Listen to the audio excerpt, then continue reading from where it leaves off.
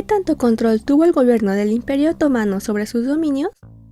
¿Cuál fue el sistema de gobierno más eficiente para el imperio? ¿Por qué permitió la existencia de principados más independientes dentro de él?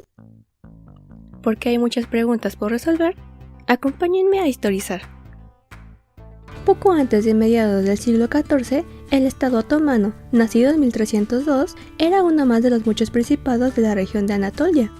Pero poco después pudo establecer tan firmemente su superioridad sobre los demás que en muy pocas décadas se había convertido en un imperio.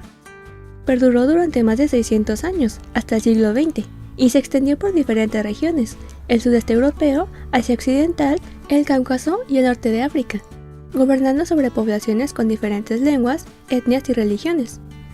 Fue con la toma de Constantinopla en 1453 y su establecimiento como nueva capital del imperio que los otomanos consolidaron su poder en la región. Para lograr sus propósitos de expansión, el Imperio Otomano empleó métodos de conquista y de gobierno tanto violentos como más pacíficos para gobernar sus diversos territorios. Por un lado, lograron realizar con éxito sus conquistas territoriales gracias a suficiente ejército y a la debilidad y crisis en las que se encontraban muchos de los reinos que enfrentaron. También aprovecharon hábilmente las divisiones internas de sus enemigos, lo que facilitó sus rápidas victorias. ¡Miren! ¡Es mi día de suerte! Sin embargo, también se valieron de otras estrategias para poder controlar sus nuevos dominios ahora tan extensos, ya que no solo buscaban conquistar, sino también integrar y estabilizar las regiones que añadían a su imperio. Los otomanos estaban convencidos de que para controlar el estado se requería de un gran ejército, pero para mantener a las tropas se necesitaba una gran riqueza, y para obtener esa riqueza, el pueblo debía ser próspero y colaborar con el gobierno. De lo contrario, el estado corre riesgo de colapsar fácilmente. Esta visión del poder fue la base de su sistema administrativo. Fue esta necesidad de sustentar un gran ejército imperial sobre una economía poco desarrollada lo que dio origen al sistema de gobierno típico otomano. ¿Puede darme dinero? Para lograr sus objetivos, uno de sus principios fundamentales era asegurar la protección de los súbditos contra los abusos de los representantes de la autoridad, y en particular contra la imposición ilegal de impuestos, que podrían causar gran descontento en la población. Este era considerado el deber más importante del soberano. La figura del sultán se convirtió en garantía del orden y de la justicia, por encima de cualquier autoridad local. Por eso, en sus primeros años, el objetivo de la política otomana era preservar y reforzar el poder y la autoridad del sultán. La estabilidad del sistema dependía directamente de la fortaleza del soberano.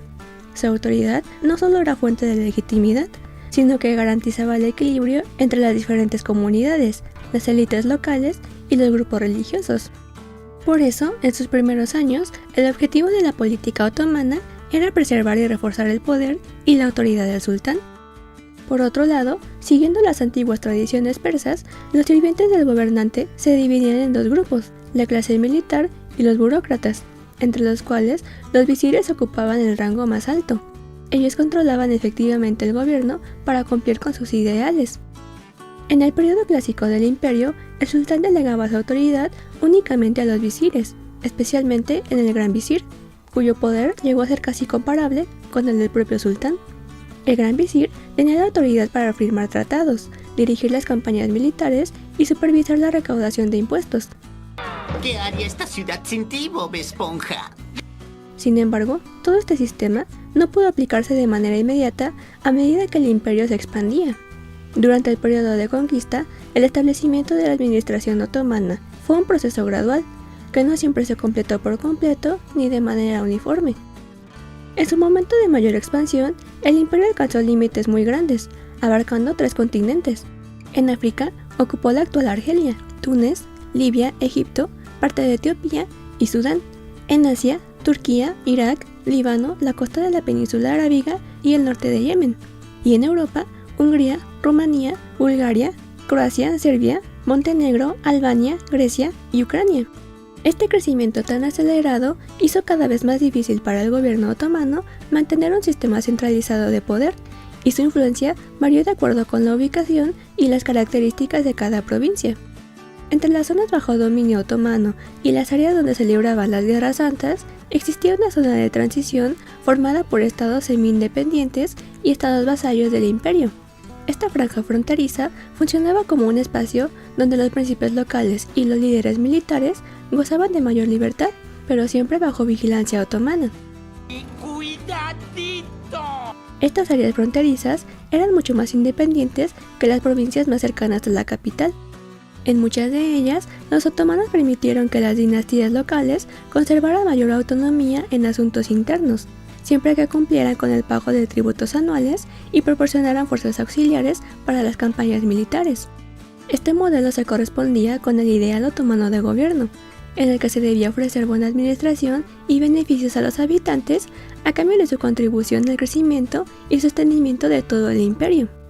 De esa forma, las provincias de Egipto, Bagdad, Abisinia, Basora y Lhasa conservaron cierta autonomía, como provincias gobernadas por funcionarios otomanos con control local, y algunos gobernadores, como los mamelucos en Egipto, conservaron gran influencia a nivel regional, aunque reconocían la autoridad máxima del sultán.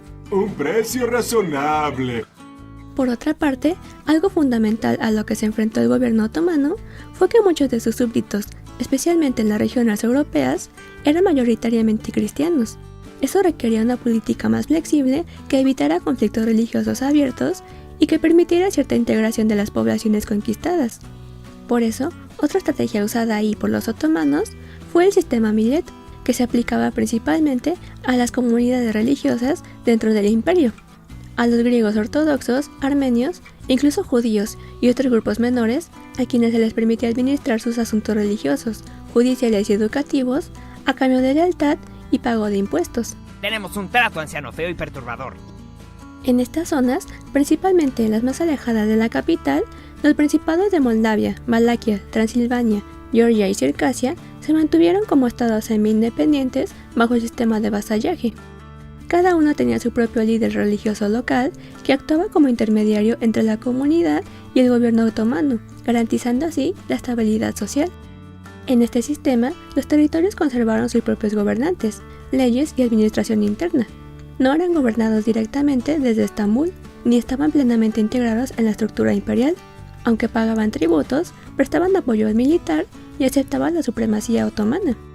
El hecho de que estos principados fueran esencialmente cristianos los colocaba en una posición estratégica, ya que servían como amortiguadores entre el imperio y los reinos cristianos de Europa, brindando cierta seguridad en las fronteras. Además, la cooperación en estas regiones cristianas facilitó la estabilidad de las rutas comerciales y el tránsito de tropas hacia Europa Central.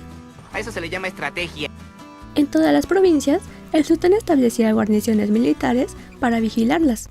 Esta presencia militar garantizaba el orden y aseguraba la comunicación entre las zonas periféricas y la capital.